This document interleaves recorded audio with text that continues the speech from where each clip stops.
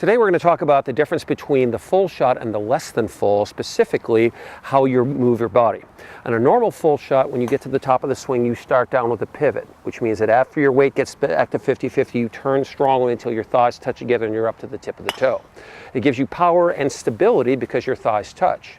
But if you try to hit a half a wedge, by doing half a pivot, you would get half the power, but you would also get half the stability. From this position, your thighs would not touch, you would not be fully up to the tip of the toe and would tend to wobble.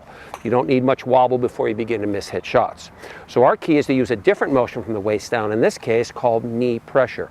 Two big differences. Instead of the legs touching together at the end, the legs will stay apart as you go through, but much more importantly, instead of the right foot coming up as you go, the right foot will stay down. That is impossible to do if you have shifted weight to the right side on the way back.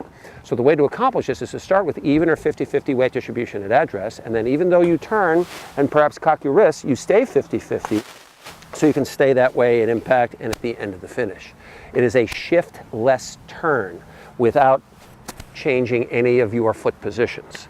Now, when you watch a good player do that, they will turn and stand. It feels a lot like someone near the target has called your name and you simply are turning to face them as you go through. When you do this, the handle will stay in, the club head will stay out, and the toe will be right of the heel. The big mistake is to think you're going to do that by keeping the club open. On the contrary, you need to close it the way you would on a normal shot, but simply you do not stay down and let the club pass you and continue to close. The turning and standing holds the club face off. If you do a good job, it's a combination of the downwardness of the arm swing, the upwardness of the body, and you'll touch the ground past the ball. One more practice, watch carefully. Boom to there, and then a little one when we come through. That's the turning and standing. Watch on television for the touring pros. This is the position you'll see that all the good players are in.